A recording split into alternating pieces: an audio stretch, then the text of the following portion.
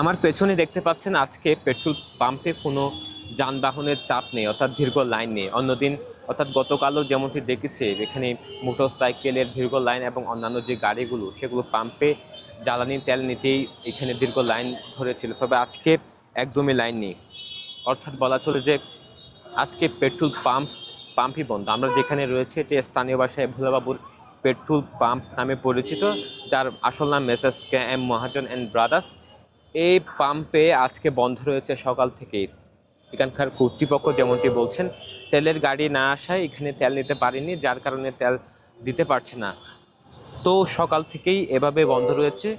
স্বাভাবিক সময়ে যেমনটি থাকে এখানে, যেটি এটি শহরের একদম প্রাণকেন্দ্রে যে মার্কেট এরিয়া রয়েছে সেখানে অবস্থিত এবং ব্যস্ততম জায়গা হওয়ায় এখানে দীর্ঘ লাইন থাকে, এখানে মানুষের চাহিদাও বেশি থাকে। সেক্ষেত্রে তারা যেমনটি করেছিল যে দীর্ঘদিন ধরে মোটর সাইকেলে 100 টাকা, সর্বোচ্চ 100 টাকার করে তেল দিচ্ছিল এবং অন্যান্য যে গাড়ি বড় যানবাহনগুলো রয়েছে সেগুলোতেও নির্দিষ্ট পরিমাণে তেল দিচ্ছিল, বিক্রি করা হচ্ছিল। এবং আজকে যে একদমই তেলের সংকট পড়ে গেছে, তেলের সংকটের কারণে এখানে আসেনি, তারা যেমনটি বলছেন এখানে তেলের গাড়ি আসেনি, যার কারণে তেল নিতে পারেনি এবং তারা তেল বিক্রি করতে পারছে না, সেহেতু এখানে বন্ধ রয়েছে। এখানে পাইকাররা এসে ঘুরে যাচ্ছেন এবং অন্যান্য যে গাড়িগুলো রয়েছে, যে নোহা সহ শুরু করে অন্যান্য যে গাড়িগুলো রয়েছে সেগুলো এসে ফিরে যাচ্ছেন, যেহেতু এখানে আজকে বন্ধ রয়েছে। তারা এখানে বিভিন্ন জায়গায় ব্যানার টাঙিয়ে দেওয়া হয়েছে যে আজকে পেট্রোল পাম্প বন্ধ। এবং আজ তারা যেমনটি বলছেন রাতে যদি গাড়ি আসে সেক্ষেত্রে তারা তেল বিক্রি করতে পারবেন, অন্যথায় এখনো পর্যন্ত বন্ধ রয়েছে এবং তাদের যে ধারণা রাতে তেলের গাড়ি আসতে পারে। আমরা একজনের সাথে কথা বলবো, এখানে একজন এসেছেন। কি সমস্যা, আপনি কেন এসেছেন? আসসালামু আলাইকুম, ধন্যবাদ। আসলে এই যে তেলের জন্য যে যে একটা ভোগান্তি আমাদের, আমি করে আছি। এই যে গাড়ি বেজে গেছে, বোতল নিয়ে তেলের জন্য আসছিলাম, গাড়িটা রেখে দিছি। এই যে আমাদেরকে 100-150 টাকার তেল দিচ্ছে, এগুলো নিয়ে আমাদের আসলে বাইক চালা কোনো মুহূর্তে গিয়া না।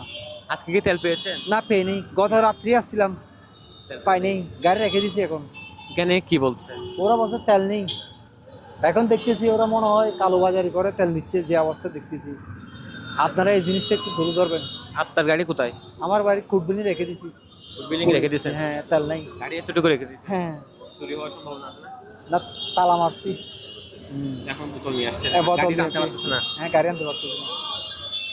এখানে একজন এসেছেন, তিনি তেল সংকটে পড়ার কারণে তার গাড়ির তেল শেষ হয়ে যাওয়ার কারণে তিনি একটি জায়গায় গাড়ি রেখে এসেছেন এবং সেই গাড়ি যে জায়গা ছিল ওখানেই পড়ে রয়েছে এবং তিনি বোতল নিয়ে এখানে এসেছিলেন যে আহ, তেল নেওয়ার জন্য, কিন্তু এখানে তেল না থাকার কারণে হতাশ হয়ে ফিরে যাচ্ছেন। আজকে সকাল থেকে এমন দৃশ্য দেখা যাচ্ছে যে শহরের পেট্রোল পাম্পে এখানে যে গাড়ির দীর্ঘ লাইন ছিল সেটি এখন নেই, যেহেতু আজকে পেট্রোল পাম্প বন্ধ রয়েছে। কেন?